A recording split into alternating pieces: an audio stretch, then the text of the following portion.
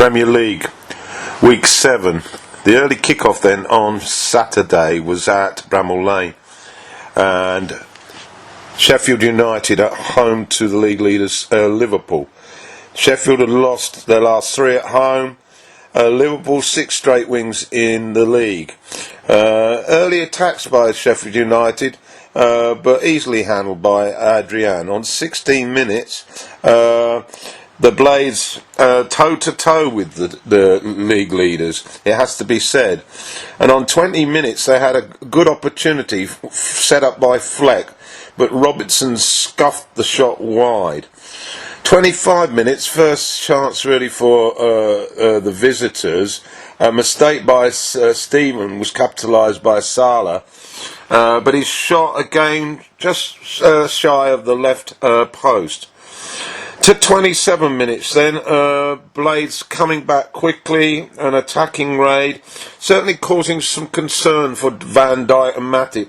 And then on 33, a great through ball by Van Dijk to Mane, and with just the goalkeeper to beat, we were all thinking, oh, that's 1-0, but the goalkeeper saved and it pushed it wide. Liverpool pressure now. And on 42 minutes, possibly the best chance of the match, a break 3-on-2 for Liverpool.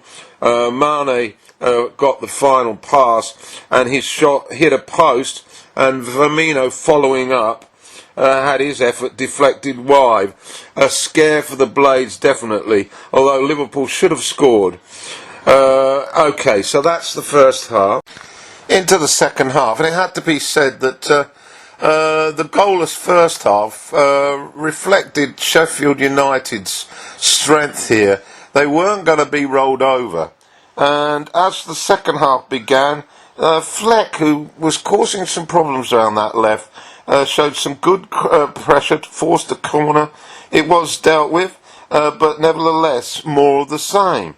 Robinho, who usually pulls the strings, had been well contained, and consequently there was not a lot of real good cut chances for the front three. Van Dijk, as ever though, equally impressive at the bat for Liverpool. Then on 52 minutes, McBurney met a corner with his head, and somehow he managed to put it over. Looked easier to score. There was a strong challenge from Lundstrom on Mane. Shouts for the penalty, but it was waved away, and VAR were interested either. And then Wiley replaced Robertson with Mousset. And a few minutes later, Origi came on for Henderson. Some great work from Norwich on 64 minutes, just outside the box, and he drew a good save from Adrian. And then on 66 minutes, a couple of swift chances for the Blades came to nothing. And then 69 minutes, the crucial run down the left by Liverpool, and the cross was put into the centre. Wijnaldum came in and he hit the ball on the volley. It wasn't a clean hit, but it went at the keeper Henderson, who fluffed his lines as the ball crawled between his legs. Henderson had been great up to then, but this was a definite goalkeeping error, and so Liverpool fortunate to go 1-up. After that, Salah should have made it 2, but as the game came to a close, Sheffield United was still battling, and although they ran out of time and finally lost this game by a 1-0, they can hang their heads up. A spirited performance by the Blades, and they should really take this confidence forward. Particularly impressive, I thought, was Fleck.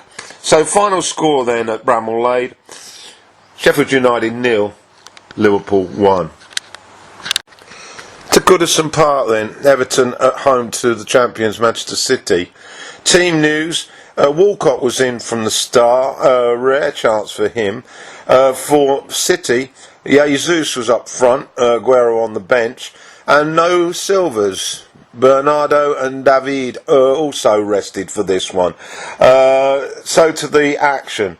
First of all, notable to say that Silva, the manager of Everton, had lost 7 out of 7 to Guardiola, both here in England and in Spain.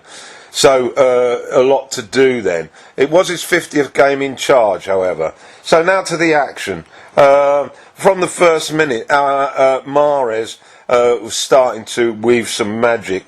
And then shortly after that, there was a raid down the left, came to Sterling, and his cross, he hit it like a thunderbolt, and Walcott was standing virtually a yard away, and it smacked him straight in the face, and he had to be carried off. He was sort of semi-conscious, and that was the last that we saw of him. Iwobi came on, a sub, and then 11 minutes, there was a good opportunity for Gundogan, who hit the woodwork following excellent preparation by Mahrez again. He was definitely the star of the show today, and one wonders why he can't get in the first team on a regular basis. Anyway, on 24 minutes, finally the breakthrough, and who else? Kevin De Bruyne with a lovely curling cross into the box, and Jesus, he just jumped too high and headed in to make the score Everton 0, City 1. First meaningful attack by Everton came after that, and it wasn't long before they levelled the tie. The chance came from a clearance by the City defence, and Coleman, who managed to clip the ball over the advancing Edison, and just to make sure Calvert-Lewin ran to the goal line to head it over. Anyway, it was 1-1, and it stayed that way till the break. Second half at Goodison Park then, and Everton were on the front foot. Mina had a header just after the break, 6 years out, but it was managed to be tipped over by the ever increasing Edison. Sterling poked an effort wide with just Pickford to beat, and then on 71 minutes, City made the breakthrough. Free kick just outside the area. Mahrez stepped up, and with a clinical precision of a surgeon's knife, he stuck it right in the corner from 25 yards. After that, Calvert-Lewin could have levelled it for Everton, but Edison again got something on it, and it went wide. But definite pressure from the home side, and Edison had to come to the rescue again from a Mina header. But finally, on 84 minutes, City sealed the points. Sterling's bullet-like shot hit the bar, and it just crossed the line after a great team move. And that was it. City held on comfortably. Final score at Everton then. Everton 1, Manchester City 3. So to the Vitality Stadium. Bournemouth against West Ham. Both sides in the top 6. Bournemouth in 6th and West Ham in 5th. Both sides unchanged from the last game, reflecting on their good starts. The last 4 fixtures between these two teams at the Vitality have brought 17 goals between them, and so we were certainly expecting some goalmouth action at the very least, and we didn't take long to get some. On 10 minutes, a nice spin in the box by Yarmolenko, and that left foot, which is becoming a potent weapon for the Hammers, managed to curl the shot inside the corner, and so West Ham won up. Shortly after that, King managed to get himself in the box, anticipating the ball coming across, and he finished it off. But initially, the goal was ruled out. But after VAR had a look at it, they clarified that King was in fact behind the ball when the pass took place, and so the goal stood. Anderson later forced a good save from Ramsdale, and Bonner also missed a chance for the Hammers just before the break. Into the second half then, and Wilson on 46 restored the Cherries' lead with a nice finish, and Ake then rose high in the box to head in a third from a corner, but that one was ruled out by VAR for offside. Callum Wilson was put through by Harry Wilson, but the block came in to thwart another raid by Bournemouth. And then on 74 minutes, Creswell got that great goal last week, of course, managed to a neat strike after a header back from the byline by Anderson, and that levelled it up at 2-2. Creswell grabbed hold of King towards the end of the match, and it looked like a pen, but nothing doing. Final score then was Bournemouth 2, West Ham 2. A thoroughly entertaining game, and I think both these teams are going to do well this season. Certainly very good on the eye.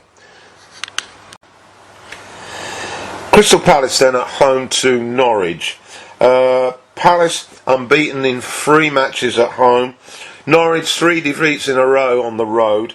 Milivojevic was making his 100th appearance for Palace, and an early corner by Norwich came to nothing, and then Zaha, who's improving game by game, ran down the right, and his whipped cross ball went just wide. Zaha again got to the byline, and his cross was met by McCarthy, who got fouled by Amado, and Milivojevic, who else, stepped up from the penalty spot and put Palace 1 up, and that was after 21 minutes. Little else to report really about the first half. Rare raids upfield for Norwich. Pookie did have a chance on 30 minutes, but it went over, and Cantwell had an effort blocked by Keller. Into the second half now, and certainly Palace on the front foot. McCarthy's shot just went too high. Van Aanholt's scoop shot again just over the top, and Zaha's header over from a good work by Townsend, who'd come on, and finally Salah managed to wriggle clear. He holds off the defender, as he does so often, marched towards the box and managed to find Townsend, who squeezed the ball into the corner, and that was 2-0 Palace, and that's basically how it finished. Final score then at Selhurst Park: Crystal Palace 2, Norwich 0. So to Stamford Bridge then, home match for Chelsea against Brighton.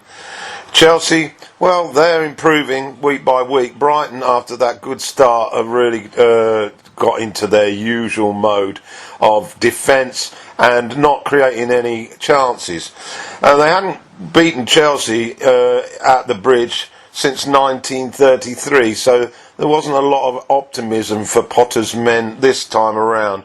Bardsley and Pedro were in the starting lineup for Chelsea. An early chance for Mount, but his free kick went straight through onto the post.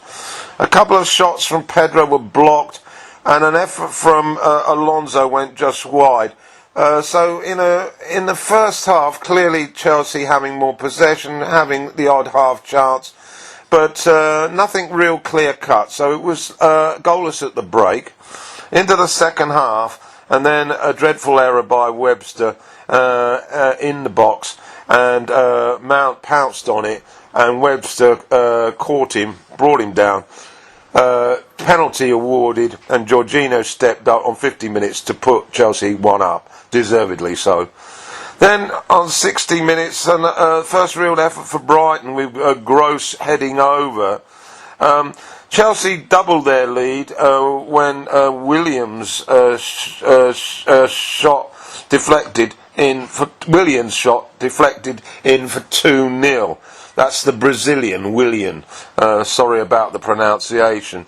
So, strolling it now, Chelsea. There was a late chance for Brighton, but inevitably we reached the final whistle. And Chelsea, their first home win in the Premier League under Lampard, a comfortable 2-0 win against Brighton. To the new White Hart Lane then, Spurs at home to Southampton. Team news, Eriksen and Lloris were back in the starting lineup for Spurs, and for Southampton, Bertram and Yoshida selected at the back for the Saints, and Ings was in up front for Adams. Early action then, and the first chance came to the Southampton. Holberg forced a good save from Lloris, and then on 22 minutes, a sweet move by Spurs. Son involved, got to the byline, pushed it back to Nedumbuli, and his shot went just over. But then a couple of minutes later, the same two combined neatly, and this time Nedumbula's shot hit the net. So Spurs in front, 1-up. Then, regrettably, Aurier got a second yellow card for a cynical grab of the shirt. He really had no complaints, and so Spurs were then down to 10 men and faced with the prospect of having to go an hour with only 10. 39 minutes. Things got worse for Spurs. There was an absolute howler by Lloris. He tried to perform some magic to outwit the advancing Ings. The ball got stuck under his foot, and Ings managed to pounce on it and just pushed it over the line, and that was the leveller, 1-1. We were just approaching the half-time break when the best move of the match by Spurs, involving Eriksen and Son, and finally the ball came from Eriksen to Kane. He was just inside the box. He just sidestepped to his right, hit a great shot in the corner. Great end to a great move. And so Spurs went into the break 2-1 up. Into the second half then, and Saints was not giving it up. Free kick from Ward-Prowse forced a great save from Lloris, and Lloris had to save again from Yoshida's header, sort of making up for his dreadful error. Ings missed a sitter, and Kane also had a shot just went wide. But Spurs held on for 2-1, and this win was certainly one desperate to have after a lot of rumblings going on in Spurs recently. So final score at White Hart Lane then, Spurs 2, Southampton 1. To Villa Park then, Villa at home to Burnley. A couple of players returning to their old clubs, notably Heaton in the Villa goal. He was at Burnley for a number of seasons. And Westwood for Burnley, who previously played at Villa. Early header by McGinn went just over for Villa, and Target collides with Barnes. There was a free kick, and McNeil then hit the woodwork from that kick. Then McGinn scored a goal, but it was ruled out for offside. But finally, on 33 minutes, the deadlock was broken, and it was El Ghazi. He finished a sweeping move from a cross to put Villa 1-up. And that was the score at the break. Into the second half, Rodriguez was put on for Burnley by Dyche, and early chance for Hendrick, but his shot was deflected over. But then the said Rodriguez on 68 minutes jumped for a cross and headed in for the equaliser at the back stick. 10 minutes later, McGinn's volley from a Trezeguet cross to the far post restored Villa's lead. But on 82 minutes, the defence went missing. That's Villa's defence. And Chris Wood, high above everybody, headed in from 6 yards to level the match. That was about it. 2-2 at the final whistle. probably about right. But Villa really should be kicking themselves because they really should have won this game. Anyway, final score, Aston Villa 2, Burnley 2. To Molineux then, Wolves at home to Watford. Last time these two played, it was in the FA Cup semi-final, and it was a classic, which Watford won. So a degree of optimism perhaps for Watford that they might start to turn the corner after that mauling last week. They really desperately needed to heal some wounds. Let's have a look at the team news. Jota was out sick. Neto was making his debut. And for Watford, we saw Danny Welbeck for the first time in his debut. 18 minutes then, Wolves opened the scoring there. Talisman Doherty finished off after some neat passing down the left flank. He got into the box and it was 1-0. Traore was looking dangerous down the right. His cross hit a Watford hand, but the penalty was waved away. That was about it in the first half. In the second half, the chances for Watford, a header was cleared on the second attempt by Patricio. And then on 61 minutes, Yamat steered the ball into his own net after Traore's run down the right, following link play with Doherty. And in desperation to clear the cross, Yamat own goal. A little later on, Welbeck had his first chance of note. It was a sharp effort and it was foiled well by the Wolves keeper. After Welbeck's effort, Wolves certainly had the better of it. Traore, a live wire down that right, set up Johnny near the end, but his effort went wide. So, welcome win for Wolves this season. They haven't found too many wins outside Europa League, but they won this game by 2-0.